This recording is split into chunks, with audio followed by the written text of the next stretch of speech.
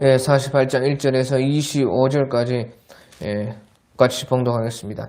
모압에 관한 것이라. 만군의 여호와 이스라엘의 하나님께서 이와 같이 말씀하시되 오라 느보여 그가 유린당하였도다. 기랴다임이 수치를 당하여 점령되었고 미스갑의 수치를 당하여 파괴되었으니 모압의 찬송소리가 없어졌도다. 헤스본에서 무리가 그를 해하려고 악을 도모하고 이르기를 와서 그를 끌어서 나라를 이루지 못하게 하자 하는도다. 만맨이여 너도 조용하게 되리니 칼이 너를 뒤쫓아 가리라. 호로나임에서 부르짖는 소리여 황폐와 큰 파멸이로다. 모압이 멸망을 당하여 그 어린 것들의 부르짖음이 들리는도다. 그들이 루힛 언덕으로 올라가면서 울고 호로나임 내르막길에서 파멸의 고통스러운 울부짖음을 듣는도다. 도망하여 네 생명을 구원하여 광야의 노간주 나무같이 될지어다. 네가 네 업적과 보물을 의뢰함으로 너도 정복을 당할 것이요 그모스는 그의 제사장들과 고관들과 함께 포로되어 갈 것이라. 파멸하는 자가 각 성읍에 이를 것인즉 한 성읍에도 면하지 못할 것이며 골짜기가 멸망하였으며 평지는 파멸되어 여호와의 말씀과 같으리로다. 모압에 날개를 주어 날아 피하게 하라. 그 성읍들이 황폐하여 거기에 사는 자가 없으리로다. 여호와의 일을 게을리하는 자는 저주를 받을 것이요 자기 칼을 금하여 피를 흘리지 아니하는 자도 저주를 받을 것이로다. 모압은 젊은 시절부터 평안하고 포로도 되지 아니하였으므로 마치 술이 그 찢기 위에 있고 이 그릇에서 저 그릇으로 옮기지 않은 같아서 그 맛이 남아있고 냄새가 변하지 아니하였도다. 그러므로 여호와께서 말씀하시니라. 날이 이르리니 내가 술을 옮겨 담는 사람을 보낼 것이라. 그들이 기울여서 그 그릇을 비게 하고 그 병들을 부수리니 이스라엘 집이 베델을 의뢰함으로 수치를 당한 것 같이 모압이 그못으로 말미암아 수치를 당하리로다. 너희가 어찌하여 말하기를 우리는 용사여 능란한 전사라 하느냐. 만군의 여호와라 일컫는 왕께서 이와 같이 말씀하노라. 모압이 황폐하였도다. 그 성읍들은 사라졌고 그 선택받은 장병들은 내려가서 죽임을 당하니 모압의 재난이 가까웠고 그 고난이 속히 닥치리로다. 그의 사면에 있는 모든 자여 그의 이름을 아는 모든 자여 그를 위로하며 말하기를 어찌하여 강한 막대기 아름다운 지팡이가 부러졌는고 할지니라. 디본에 사는 딸아 네 영화에서 내려와 메마른 데에 앉으라. 모압을 파멸하는 자가 올라와서 너를 쳐서 네 요새를 깨뜨렸음이로다. 아로엘에 사는 여인이여 길 곁에 서서 지키며 도망하는 자와 피하는 자에게 무슨 일이 생겼는지 물을지어다. 모압이 패하여 수치를 받나니 너희는 울면서 부르짖으며 아르논가에서 이르기를 모압이 항폐하였도다 할지어다. 심판이 평지에 이르렀나니 곧 홀론과 야사와 메바과 디본과 느보와 벳디 블라다임과 기라다임과 벳가물과 벳므온과 그리옥과 보스라와 모압 땅 원근 모든 성읍에로다. 모압의 뿔이 잘렸고 그 팔이 부러졌도다. 여호와의 말씀이니라. 25절까지. 오늘 이 예레미야 48장에서는 이제 모압의 멸망에 대해서 말을 하는 것입니다. 그래서 이제 모압이라는 나라는 그 이스라엘 요단강 건너편 동쪽에 있는 그 나라인데, 이 모압을 이제 알고 보면 이제 모압과 이스라엘은요 그 친척 나라입니다. 이 모압이 아브라함의 조카 롯의 후손입니다. 아브라함의 조카 롯의 후손이니까 이제 롯이 아브라함을 삼촌이라 그렇게 불렀고요. 이제 아브라함은 롯을 조카라 그렇게 불렀는데, 이제 민족이 커지다 보니까 이제 나뉘어 가지고 나라가 되었습니다. 그런데 이제 모압이라는 나라는요, 이제 롯이 큰딸 사이에서 나온 그 나라인 것이에요. 그러니까 아주 좋지 못한 관계에서 나왔다 그 말이에요. 그게 할 수 없이 그때 그 롯이 술을 먹고 그 큰딸 사이에서 첫째 아들을 낳았는데 이제 그 이름이 모압이라. 그래서 이제 이 모압 족속이 커져가지고 이 나라가 됐다 그 말이에요. 모압이. 자, 그래서요 이제 모압 또 그 동생이 이제 암몬이라는 나라는 또 롯의 작은 딸 사이에서 그 나온 것이 암몬이라 하는 그 나라인 것이. 그래서 모압과 암몬은 형제 나라고, 또 모압과 이 이스라엘은요 그 친척 나라라고 말이에요. 삼촌이고 조카 나라, 삼촌 나라라. 그래서요 어찌 보면 같은 핏줄인데 이제 세월이 지나다 보니까요 이렇게 나라가 달라졌습니다. 자, 그래서요 하나님께서는 이와 같은 이런 모압이라는 이런 나라, 아버지와 딸 사이에서 나와가지고 그런 나라에도 하나님께서요 아주 관심을 가졌다는 것이. 그래서 여기서는 지금 모압이 멸망을 받을 것이라 이렇게 예언을 하는 것이지만요, 그 전부터 다 하나님은 이 모압도 구원받기를 원하시고 다 관심을 가지고 있었다 하는 그런 뜻인 것이. 그 하나님은요 뭐든지요 구원하시는 것이고, 하나님은 외모를 보지 않습니다. 늙었느냐 젊었느냐 남자냐 여자냐 잘나느냐 못나느냐 그런 거 안 본다 그 말이에요. 하나님은 언제든지요 그 믿음을 보시고 사람을 구원하시는 것이 바로 우리 하나님이시고, 또 누구든지 옳은 자면은 옳게 하나님 앞에서 순종하고 그 의롭게 하려고 하는 그런 사람, 그런 나라는 다 하나님은 구원하기를 원하시는 것이에요. 그래 이런 모압도 하나님이 큰 관심을 가지셨는데, 이 모압이 이제 악이 또 들어찼기 때문에 멸망을 받을 수밖에 없다 그 말이에요. 자, 그래서요 4절 보면 모압이 멸망을 당하여 그 어린 이들의 부르짖음이 들리는도다, 그렇게 했죠. 자, 그래서요 모압이 멸망을 당하는데 어린 아이들까지 다 멸망을 당한다는 것이에요. 그 어린 아이들이 울부짖고 그렇게 한다. 그런데 보시죠, 어린 아이들이 무슨 잘못이 있겠어요? 그렇죠? 그 어린 아이들이 무슨 잘못이 있겠느냐 그 말이에요. 그렇게 우리가 생각할 수가 있는데요, 사실은요 이 어린 아이들까지 타락이 되었다 그 말이에요. 어린 아이들까지 타락이 되었기 때문에 이 멸망을 받는다 그 말이에요. 우리가 생각하면 어린아이들이 무슨 잘못이 있겠느냐 생각할 수 있지만, 어린아이들이 잘못이 없으면 이 대멸망이 안 오는 것이에요.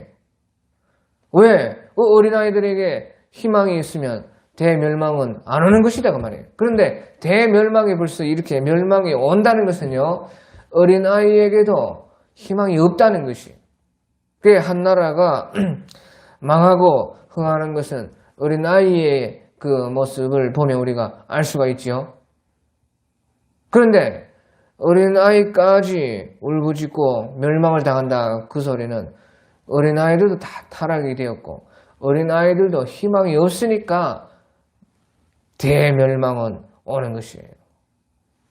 그런 것이에요.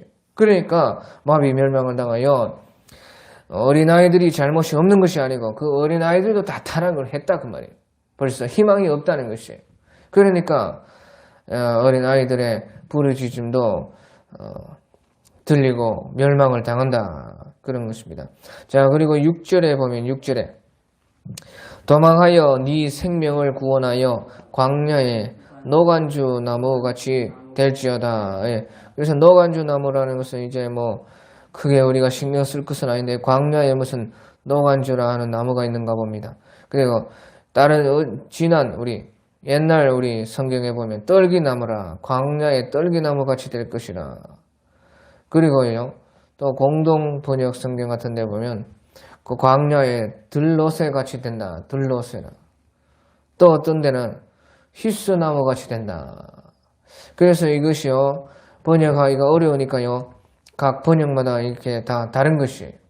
그래 광야에 노간자 나무든지요 뭐 광야에 떨기나무든지 광야에 들로새든지 광야에 뭐 히스나무든지 뭐 그런 것은 중요한 것은 아니고 어찌됐든 간에 이것은요 네가 도망하여서 네 생명을 구원하여 광야에 가라 그런 뜻이에요. 광야.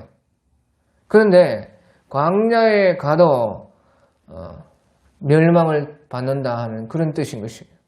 그래서요 생명을 구하기 위해서요 광야까지 도망을 간다 해도 다 멸망받을 수밖에 없다 그 말인 것이에요. 예, 그래서요 그때의 그 멸망이 혹독하다는 것이에요. 자, 그래서 우리가 계시록 12장에도요 계시록 12장 6절에 보면 광야로 도망을 해라 그런 말이 있어요. 마지막 때에 우리 계시록 12장 6절에 보면요 그 여자가 광야로 도망하며 거기서 1260일 동안 그를 양육하기 위해서 하나님께서 예비하신 곳이 있더라. 예, 그래서 이것은요 이 여자라는 것은 바로 예루살렘 유대인 그 이스라엘 백성들을 말하는데 이스라엘 백성 가운데 광야로 도망가라. 그래서 이스라엘 백성들 가운데 광야로 도망가서 1260일 동안 그를 양육하기 위해서 하나님께서 예비한 곳이 있다. 그래서요 이스라엘 가운데 어떤 사람들은 광야로 도망을 가서 이제 1260일이라는 것은요 마지막 예수님 재림하기 직전에 남은 3년 반을 말하는 것입니다. 3년 반 1260일 동안 하나님께서 특별히 그 사람들을 양육하고 지켜주시려고 그 예비하신 것이 있었다 하는 것입니다. 자, 그래서 광야로 이 사람들도 도망가는데 그럼 광야라고요? 그러면 괜찮느냐? 그것이 아니에요. 우리가 그 12장 계시록 12장 13절에 보면요. 그 광야가 또 나오는데 계시록 12장 13절에 용이 자기가 땅으로 내쫓긴 것을 보고 남자를 낳은 그 여자를 박해하는지라.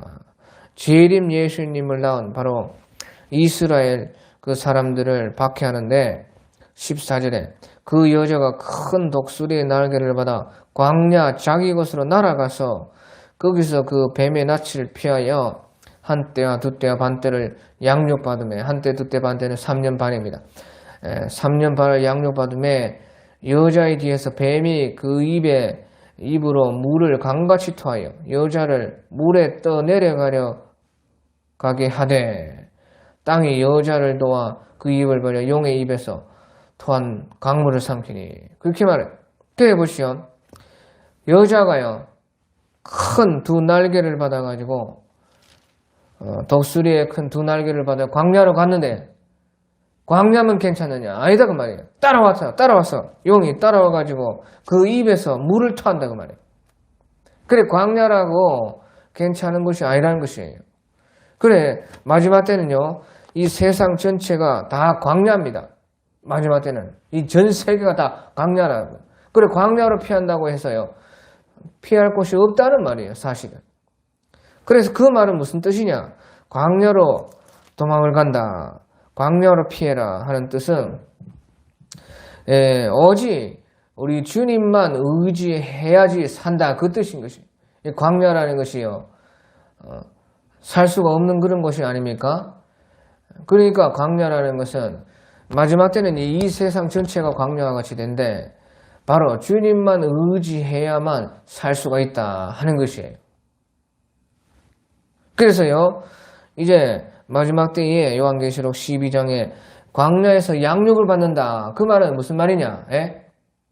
광야로 가면 산다는 뜻이 아니에요. 광야에서도 용이 따라온다 그 말이에요. 그래서 입에서 물을 토해낸다. 그 말은 광야라고 안전한 곳이 아니라는 것이에요.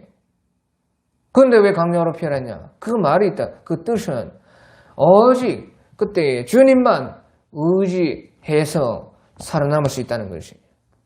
그러니까 광야에서 양육을 3년 반 동안이나 받는다 하는 말은 거기에서요 오직 주만 의지하는 그 믿음을 기른다는 뜻입니다. 그래서 이 광야에서 다시 말하면 마지막 때에 세상 전체가 광야라서 뭐 피할 때는 없어요. 도망 못 갑니다. 어디 가든지 다 안전한 곳이 없는데 그때에 오직 우리 예수님만 붙들고 주님만 바라보면서 주님만 믿는 큰 믿음으로 그 믿음이 거기에서 자라는 것이죠. 그래서 그 주님만 의지하는 사람이 마침내 거기에서 안전하다는 그런 뜻입니다. 그런데 보시죠. 7절에 보면 모압은 네가 네 업적과 보물을 의뢰함으로 너도 정복을 당할 것이요 그모스는 그의 제사장들과 고관들과 함께 포로되어 갈 것이라. 그래. 이 도망을 가는데 광야로 도망을 가는데요. 주님만 의지해야 살 수 있는데 7절에 네가 네 업적과 보물을 의뢰. 자기 업적과 보물을 의지한다고 말이에요. 자기 힘을 의지하니까 정복을 당한다는 것이죠. 그렇죠? 예? 광야로 피하면 뭐합니까? 예? 네 보물과 네 업적, 자기 힘, 자기 어떤 수단과 방편을 의뢰한다. 그러니까 너도 정복당. 그래 광야로 도망가자. 그것은 소용이 없는 것이에요. 광야로 도망가는 것은 주님만 의지해야 돼 살 수 있다는 뜻인데 네가 네 업적과 보물을 의뢰하는데 어떻게 정복을 안 당하고 배길 거냐 그 말이에요. 소용이 없다는 것이에요. 또 그모스는 그의 제사장들과 고관들과 함께 포로되어 갈 것이라. 그모스라는 것은 자기들이 섬기는 우상 이름입니다. 우상. 그 우상을 또 의지한다는 것이. 자기들이 믿는 그 다른 신, 그 그모스를 의지하는데 결국에는 그 그모스를 의지해도 그의 제사장들과 고관들과 함께 다 포로가 될 수밖에 없다는 것이. 자, 그래서요, 이제 모압은 그렇게 멸망을 당하고, 이제 9절에 보면요, 9절에 또 모압에 날개를 주어 나라 피하게 하라. 그 성읍들이 황폐하여 거기에 사는 자가 없으리로다. 그래서 날개를 달아서요, 도망가려고 하면 날개를 달아서 도망을 가라. 그런데 보시죠. 날개를 달아서 도망을 가려고 해도요. 사람의 힘으로는 날개를 달지를 못하는 것이지요. 사람의 힘으로 어떻게 날개를 달 수가 있겠습니까? 그러니까 모압에 날개를 주어 나라 피하게 하라. 그것은 할 수 없는 것입니다. 그러니까 반드시 이제 멸망을 받아서 그 성읍들이 황폐하여 거기에 사는 자가 없으리로다. 그렇게 했다 그 말이에요. 그러니까 사람의 힘으로는 날개를 달 수가 없기 때문에 이제 모압은 멸망을 받을 수밖에 없었다 그 말이에요. 그런데 이제 우리 요한계시록 12장 13절 14절에 보면요. 아까 그 요한계시록 12장 13절 14절에 보면 용이 자기 땅으로 내쫓긴 것을 보고 남자를 낳은 여자를 박해하는지라. 그 여자가 그 여자는 이스라엘입니다. 이스라엘 유대인들 예루살렘 이스라엘 그 여자가 큰 독수리의 날개를 받아 광야 자기 곳으로 날아가서 거기서 그 뱀의 낯을 피하여 한 때와 두 때와 반 때를 양육받았다. 그렇게 해보시죠. 그러니까 이 여자는요 큰 독수리의 두 날개를 받았다 그 말이에요. 그 이스라엘 마지막 때에 하나님의 그 보호를 받는 그 이스라엘 유대인들은요 그들이 큰 독수리의 두 날개를 받은 것이에요. 그러니까요 이 하나님의 그 은혜를 입으면 날개를 받을 수가 있는 것이에요. 사람의 힘으로는 안 되는 것이고, 하지만 하나님께서는 하나님의 능으로, 하나님의 은혜로 날개를 우리가 달 수가 있다. 그래서요, 자기 힘을 의지하면 절대 구원 못 받습니다. 하지만 하나님을 의지하면 그 독수리의 두 날개가 와가지고 나를 광야, 다시 말하면 하나님만 의지해서 안전할 수 있게끔 하나님이 지켜주신다 하는 그런 뜻이 되는 것입니다. 하지만 이 모압은 그 하나님의 은혜를 받지 못했고 하나님을 바라보지 않았기 때문에요. 13절에 이스라엘 집이 베델을 의뢰함으로 수치를 당한 것 같이 모압이 그못으로 말미암아 수치를 당하리로다. 예, 그래서요, 이스라엘 집 베델을 의뢰하였다는 것은 베델에 그 우상이 있었습니다. 우상 숭배를 의지했어요. 우상. 그 이스라엘도 망한 것이요. 그들이 하나님 택한 백성이고 하나님의 율법도 얻었고 또 하나님께서 그 성전도 그들에게 주었지만 그들이요 예루살렘을 의뢰한 것이 아니고 하나님을 의뢰한 것이 아니고 베델을 의지했다. 베델은요 그 송아지 우상이 있었습니다. 그러니까 아무리 이스라엘이라도 하나님을 의뢰하지 않고 하나님을 버리고 베델 그 송아지 우상을 의뢰함으로요 수치를 당한 것 같이 그 수치를 당했다고 말해요. 그 모압이 그못으로 말미암아 수치를 당하리로다. 그래서 모압은 또 그 그모스 우상이 있었는데 그 그모스 우상으로 말미암아 수치를 당할 수밖에 없다 하는 것입니다. 자, 그래서 이것이 모압에게 말하는 것이 아니고 지금 우리에게 말을 하고 있다는 것을 알아야 돼요. 마지막 때에 다 이렇게 된다는 것이 하나님만 의지해야 안전한데 다른 어떤 것에서는 우리가 희망이 없다는 것이에요. 자, 그리고 이제 16절에 보면 모압의 재난이 가까웠고 그 고난이 속히 닥치리로다. 17절에 그의 사면에 있는 모든 자여 그의 이름을 아는 모든 자여 그를 위로하며 말하기를 어찌하여 강한 막대기 아름다운 지팡이가 부러졌는고 할지니라. 예, 그래서요 이제 마지막 때는요 잘 살고 발달되고 부유한 그런 곳이 제일 먼저 망합니다. 그 여기 보니까 그의 사면에 있는 모든 자가 그 모압이 망한 것을 보고 그의 아름다운 그 이름을 아는 모든 자여 그를 위로하며 말하기를 어찌하여 강한 막대기 아름다운 지팡이가 부러졌는고. 강한 막대기 아름다운 지팡이가 먼저 부러진다 그 말이에요. 그때 잘 살고 발달되고 부유하고 그런 데가 더 빨리 망한다 그 말이에요. 그래서요 18절에 디본에 사는 딸아 그러죠. 예. 네 영화에서 내려와 메마른 데 앉으라. 모압을 파멸하는 데가 올라와서 너를 쳐서 네 요새를 깨뜨렸습니다. 예, 디본이라는 것은 이제 모압의 수도입니다. 수도. 제일 그 큰 성, 제일 좋은 성. 그것이 이제 디본이라는 모압의 수도인데 이 모압의 수도의 그 영화 또 그 요새 그것이 파괴되고 깨트려진다. 예, 그리고 이제 여러 이제 도시들의 이름이 나오는데요. 다 전부 다 성읍들입니다. 또 21절에는 심판이 평지에 이르렀나니 곧 홀론과 야사와 메바악과 하면서요. 쭉 이제 평지 성읍들이 나옵니다. 그러면서 24절에요. 그리옥과 보스라와 모압 땅 원근 모든 성읍에로다. 예, 그래서요. 이 평지라는 것은요. 다 평지에 우리 도시가 발달합니다. 평지에 성읍이 발달하고 그래서 모압의 제일 좋은 곳, 예? 모압의 제일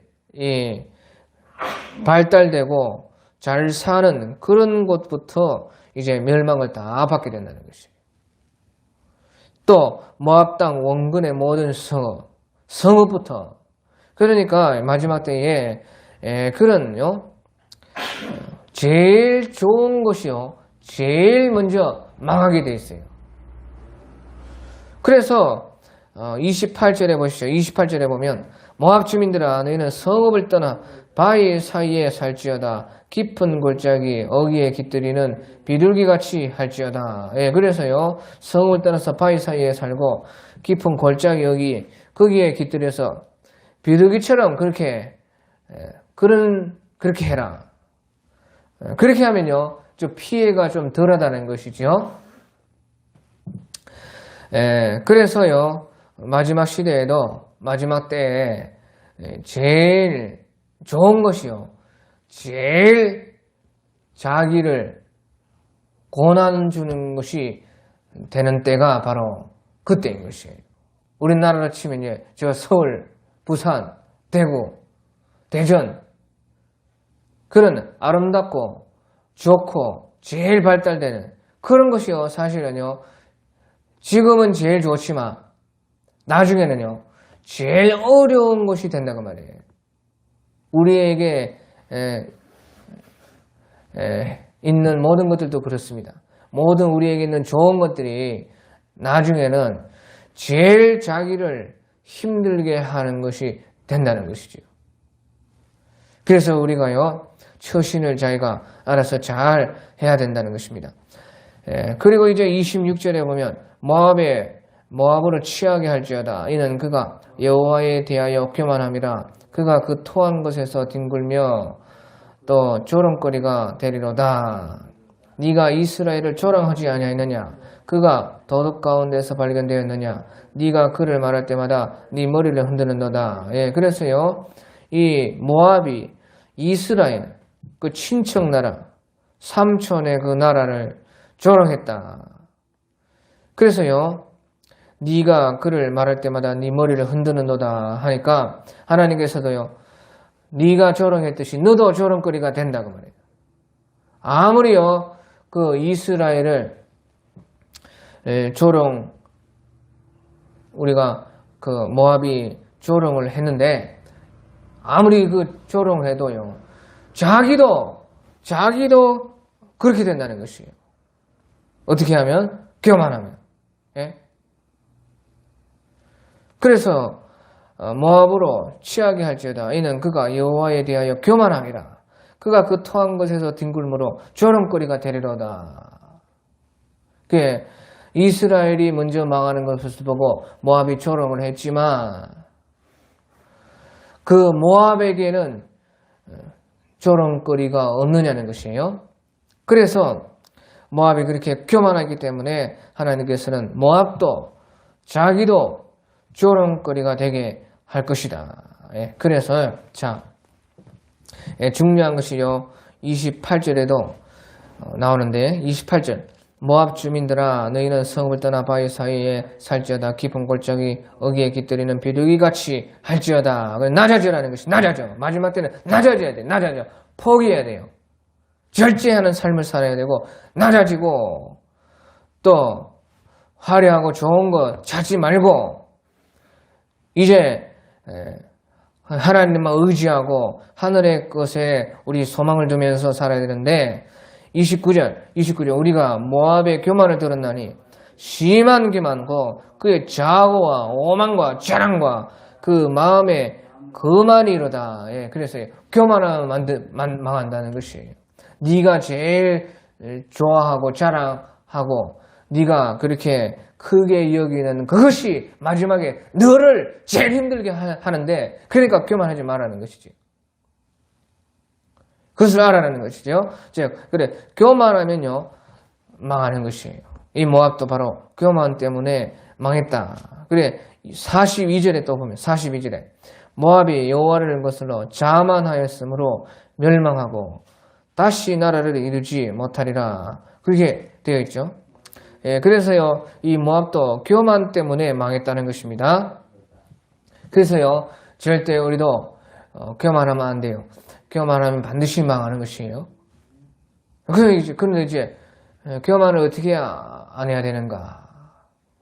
교만을 안 해야 되는데 교만을 안 해야 멸망을 안 받지요. 그렇잖아요. 그러니까 교만을 안 했는데 어떻게 교만을 안 할 것인가? 그 교만을 안 해야 되겠는데 어떻게 교만을 안 할 것인가? 이게 내 마음대로 안 된다 그 말이에요.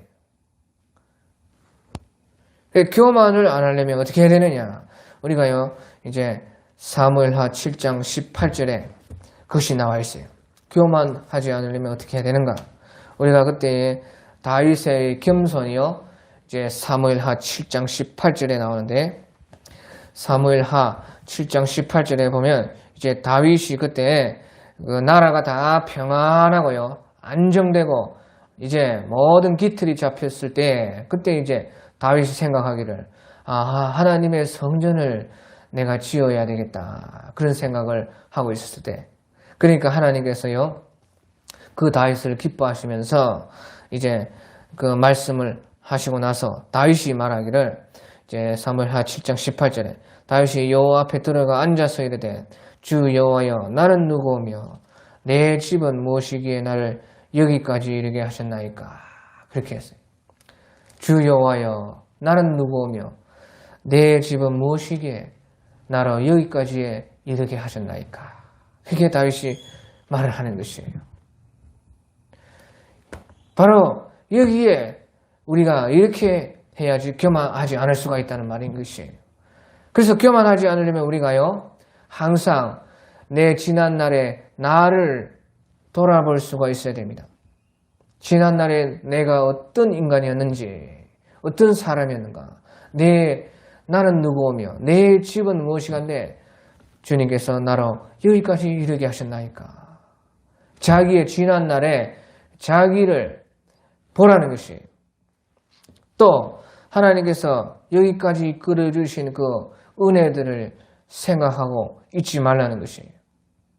하나님께서 나를 여기까지 이끌어 주셨을 때에 어떠한 그 은혜들로 나에게 채워주셨는가를 생각하면은 이 다윗이 그렇게 생각함으로 자기가 하나님 앞에 낮아졌던 것입니다. 교만이 뭐 올라올 틈이 없어요. 교만하지 않았어요. 그래서 다윗은요 나는 누구며 내 집이 무엇이간데 주님께서 여기까지 이르게 하셨나이까. 그 다윗은요 목동이에요. 목동 양치는 들판의 양치는 목동이었다 그 말이에요. 그런데 그 목동이 왕이 돼요. 한 나라의 왕이 되는데 보통 왕도 아니고요. 그 나라의 전체에 완전히 안정되게 하고 평화를 가져오는 그 왕이 되었다 그 말이에요. 그 왕이 되고 나서 앉아서 지난 날을 생각해 보니까요. 목동, 양칠 목동이 지금 나라의 백성들을 이제 다스리고 있으니까 자기 지난 날을 자기가 생각했다는 그 말이에요. 그리고 또요, 그 왕이 되기까지 30살의 왕이 되는데 한 3년 정도 걸렸어요. 또 그 중에요, 10년 정도는요, 어마어마한 고생을 했습니다. 그래서 거기까지 인도하셨던 수많은 하나님의 그 은혜들을 자기가 생각했다 그 말이에요. 그러니까 나는 누구며 내 집은 무엇이간데 나로 여기까지 이르게 하셨나이까 그렇게 했어요. 자, 그래서요 우리가 사실은 하루하루 자기가 살아왔던 것이 마지막에는 나와요. 하루하루 어떻게 살았느냐에 따라서 마지막에 자기가 나온다 그 말이에요. 결론은. 예, 그래서요 이제 이 자기 힘으로 하루하루를 살아왔던 사람은요, 자기 힘으로 하루하루를 자기가 살았던 사람은 결론은 결국은 교만이 나올 수밖에 없어요. 왜? 그것은 필연적인 것이 필연적. 자기가 자기 힘으로 하루하루를 살으니까요. 결국엔 다 자기가 한 것이에요. 그렇죠? 그러니까 그렇게 하루하루를 살았던 것에서 마침내 결론이 나는데요. 하루하루를 자기 힘으로 살았던 사람은 반드시 교만할 수밖에 없습니다. 그것은 필연적인 것이에요. 그래서요, 하루하루 살았던 것에서 자기가 나오는데 이 다윗은요 하루하루 하나님을 의지하고 살았습니다. 그 상황이요 그럴 수밖에 없었다 그 말이에요. 하나님을 의지하지 않으면 안 되는 그런 날이 항상 그런 날인 것이에요. 이 다윗의 인생을 자기가 돌아보면은 하나님 의지하지 않으면 안 되는 그런 하루하루 속에서 그가 살았어요. 그러니까 사실은 그것이 은혜였다 그 말이에요. 하루하루 의지 안 하면 안 될 정도로 그런 인생이 고난 인생, 힘든 인생. 그렇지만요. 그렇게 했기 때문에 하나님을 의지했고 그 어려웠기 때문에 자기 힘으로는 할 수가 없는 그런 일들 속에 있었기 때문에 하나님을 의지할 수밖에 없으니까 결국에는 이제 지난 날을 돌아보니까 모든 것이 다 하나님 은혜요. 그러니까 필연적으로 나는 누구며 내 집은 무엇이간데 주님께서 여기까지 나를 이르게 하셨나이까. 겸손이 필연적으로 나오는 것입니다.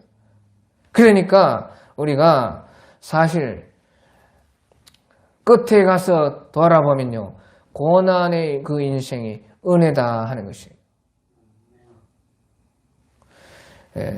그래서 우리가 하루하루 살아가는 그 주님을 의지한 것이요. 끝에서 돌아봤을 때의 모든 것이 은혜이고 자기를 교만하지 않게 하고 자기를 겸손하게 낮은 자가 되게 하는 그 은혜가 된 것입니다.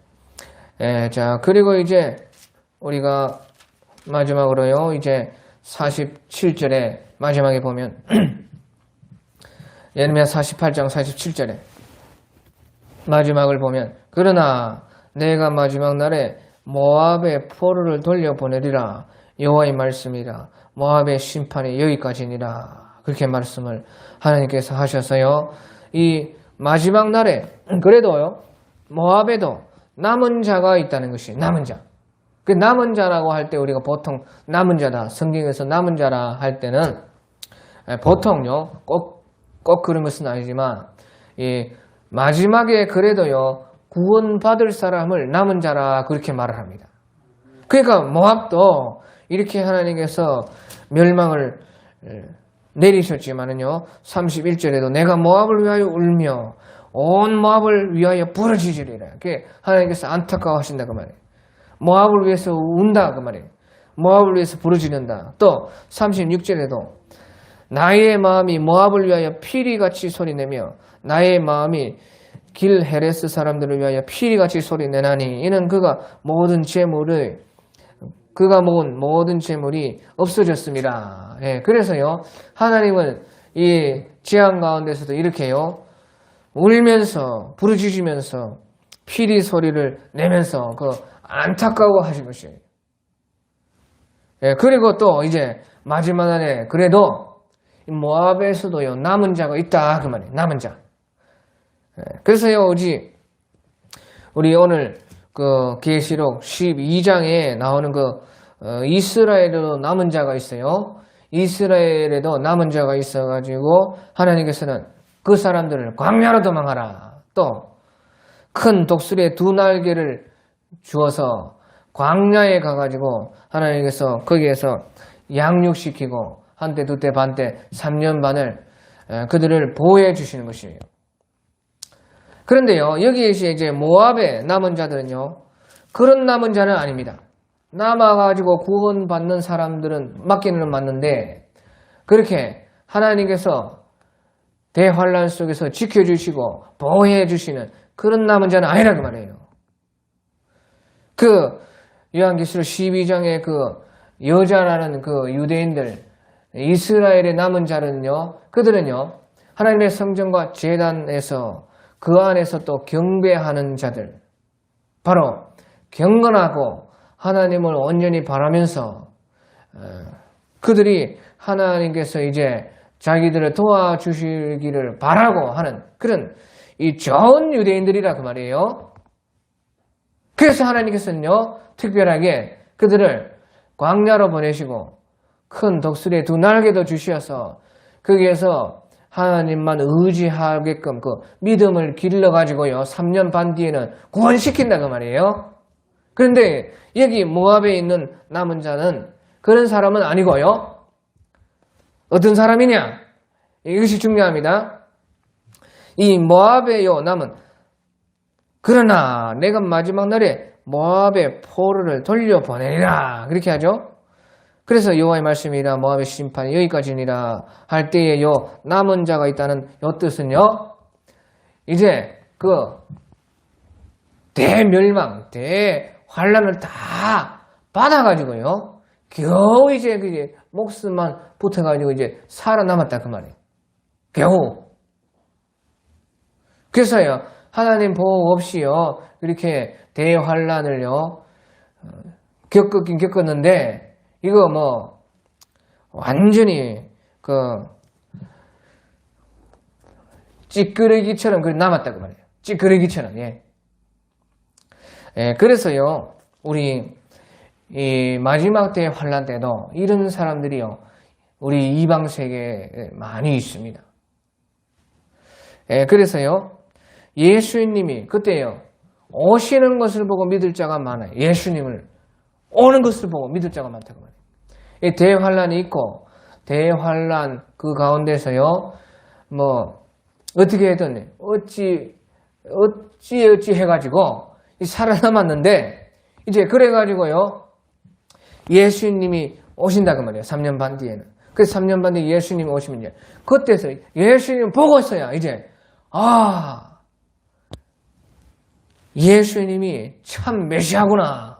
그러면서 이제 그때 믿을 사람도 있어요. 그때.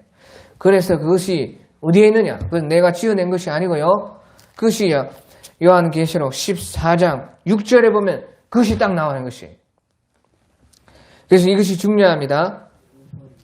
요한계시록 14장 6절에 그래 보면 또 보니 다른 천사가 공중에 날아가는데 땅에 거주하는 자들 곧 모든 민족과 종족과 방언과 백성에게 전할 영원한 복음을 가졌더라 그랬죠. 그때 이때가 언젠가 요한계시록 14장일 때는 예수님이 재림하시기 바로 직전입니다. 바로 직전. 그래서 요한계시록 14장 1절에 보면 또 내가 보니 보라 어린 양이 시온산에 섰고 그와 함께 14만 4천이 서 있는데 그들의 이마에는 어린 양의 이름과 그 아버지의 이름을 쓴 것이 있더라. 그래서요 여기서요 어린 양이 시온산에 섰다는 것은 이제 하늘의 시온산에 서서 곧바로 이제 땅의 시온산 그 하늘의 시온산이 있어가지고 하나님께서요 저 예루살렘 이스라엘의 시온산이라는 것을 만들어 두었습니다. 그래서 하늘에 본래 있는 그 시온산에 예수님께서 어린 양은 예수님이고 거기에 14만 4천의 그 순교한 사람들과 함께 서 있었어요. 이제 곧 내려오려고 땅에 예루살렘 시온산으로 내려오려고 그렇게 할 때다 그 말이에요. 그때에 이 요한 사도께서 보니까 다른 천사가 공중에 날아가는 땅에 거주하는 자들, 이 땅에 거주하는 자들은 이제 3년 반 때의 사람들을 항상 땅에 거주하는 자들이라고 말합니다. 땅에 거주하는 자들, 곧 모든 민족과 종족과 방언과 백성에게 증언할 영원한 복음을 가졌더라. 그렇게 됐어요. 그러니까 예수님이 내려오면서 영원한 복음 전파가요, 만민에게, 모든 민족, 종족, 방언, 백성에게 완전하게 이루어진다 그 말이에요. 그러니까 예수님께서 뭐라 했어요? 예수님께서 이 땅에 계실 때에 말씀하시기를요. 모든 민족에게 이 복음이 전해졌을 때에 예수님께서 오시리라. 그런 말이 있죠. 이 복음이 천하 만민에게 땅 끝까지 이르렀을 때에 예수님께서 오신다고 말이에요. 그런데 복음이 완전하게 완성되는 것은 언제인가? 바로 예수님이 재림을 할 때 땅 끝까지 복음 전파가 100% 딱 된다 그 말이에요. 그래서 우리 생각이요. 이 땅에 100% 복음 전파가 완성되고 나서 재림하는 것이 아니고요. 땅에 복음 전파가 다 지금 모든 세계에 복음이 다 다 편만하게 완전히 100%될 때에 예수님이 오시는 것이 아니고 예수님이 와가지고 이제 땅에 거진다. 완전히 이제 한 99% 땅에 복음 전파가 다 되고 그 100%는 예수님이 오면서 된다는 것이에요. 아하, 이것이 비밀인 것이에요. 그렇구나. 이 땅에 복음이 커진다 전파되고 하지만 전파가 우리가요 100%는 못 지킨다는 것이죠.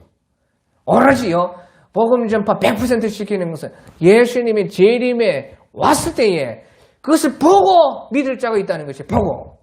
그러니까 이제 예수님이 재림하려고 하늘 시온산에 14만 4천과 함께 서 있는데 또 내가 보니 다른 천사가 공중에 날아가는데 땅에 거주하는 자들과 모든 민족과 종족과 방언과 백성에게 전할 영원할 복음을 가지고 내려온다 그 말이에요. 이것이 얼마나 중요한가? 얼마나 중요한 말씀인가? 자, 그래서요 복음 전파의 완성은 사람이 시키는 것이 아니고 마지막에는 결국에는 예수님이 딱 점을 찍는 것이에요. 그래서 우리가 옛날에 용을 크게 그림을 그리고 나서요 제일 마지막에 뭘 그려요? 무슨 점을 찍어요?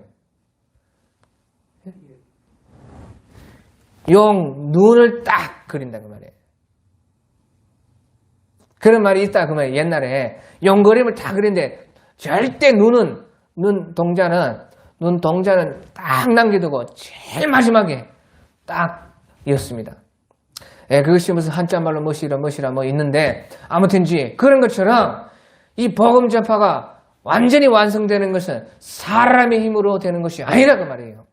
예, 그때 대환란 때에 복음 전파가요 어마어마하게 돼요. 왜 그러느냐? 대환란 때는요 순교자의 수가 완전히 차는 때이고 이제 3년 반 전부터 순교자의 수가 차기 시작해가지고 이제 하늘에서 용이 쫓겨나고 그래서 땅에 거하는 자들이라는 말이 나오는 것이에요. 땅과 하늘이 분리되어서 이제 마귀가 땅에만 역사를 합니다. 그때는. 그렇기 때문에 순교자의 수가 차기 시작했기 때문에 용이 하늘에서 쫓겨나가지고 땅에서 내려와서요. 이제 3년 반밖에 안 남았기 때문에요. 어마어마한 대환란, 대박해가 일어나요. 그래서 사람들이 어마어마하게 죽는다 그 말이에요. 그때 이제 순교자들이 수가 완전히 차게 되면 이제 예수님께서 재림하시는데 그 3년 반에요. 복음 전파가요. 어마어마하게 되는데 왜 그러느냐? 그때 사람들이 죽으니까요. 사람들이 죽음을 보면 어떻게 돼요? 저 사람이 어찌하여 죽기까지 하나님의 계명을 지키고 예수님 믿는 믿음은 배반하지 않고 어찌 목이 잘려 있으면서도 어떻게 예수님을 증거할까? 그렇게 해요. 죽이는 사람들도 참말인갑다. 자기가 죽이놓고도 이야 이거 진짜인갑다. 그렇게 생각을 하지 않겠습니까? 그렇죠? 예? 자기가 예수 믿는 사람들을 칼로 죽이면서도 그 예수 믿는 사람들이 믿음 끝까지 죽여도 좋다. 나는 죽어도 산다. 나는 죽으면 하늘 멸관이다 하면서 끝까지 부인을 안 하면요. 그 죽이는 사람들도 죽이기는 죽이지만요. 마음에 이야 이게 뭔가 있는갑다. 어찌 목숨과도 안 바꾸냐 그 말이에요. 복음을. 그러니까 그때에 이 하나님의 영원한 이 복음이요. 대환란 때에 사람들을 감동시키면서 많이요. 또 몰래 믿는 사람도 있고 무서워서 그 많이 생긴다 그 말이에요. 그래가지고 그것이 이제 99%가 되고 지금요 한 90%는 복음 전파가 다 됐어요. 그러니까 지금 때가 얼마 남지 않았다고 자꾸 이렇게 이 수많은 목사님들이 외치고 있는 것입니다.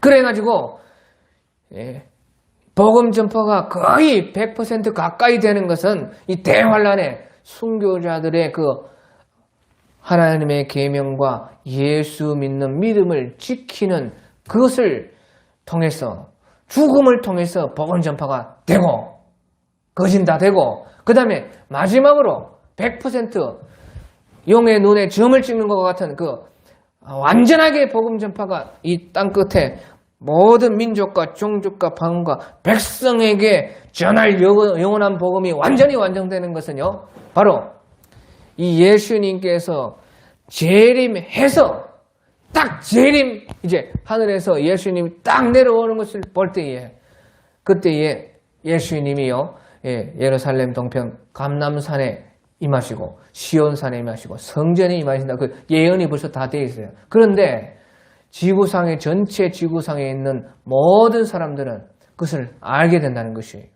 그 모르는 거 아닙니다. 몰래 살찌기 예수님이 나도 몰래 왔다. 그런 일 없어요.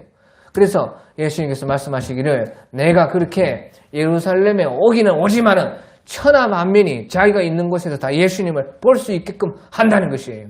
우리가 텔레비에 나오면요, 미국에 있는 것도 전 세계 다 보죠. 그런 것처럼 예수님께서 이 천하 만민의 사람들이 다 볼 수 있게끔 동에서 서쪽까지 번개가 번쩍하는 것처럼 동쪽에서 서쪽까지 전체 전 하늘이 번개가 칠 때 번쩍하는 것처럼 예수님께서 예루살렘 동편 감람산에 오시고 그 다음에 이제 시온산으로 가시고 성전으로 가실 텐데, 그렇게 할 때에 예수님 재림할 때에 모든 민족은요 예수님을 보게 되는 것이에요. 그러니까 그 보면서 하나님의 복음이 100% 완성이 되고, 또 그때 이와 같이요, 모압, 오늘 말씀에 이 모압 백성들 가운데에 포로를 돌려보내리라. 마지막 날에 여호와의 말씀이다.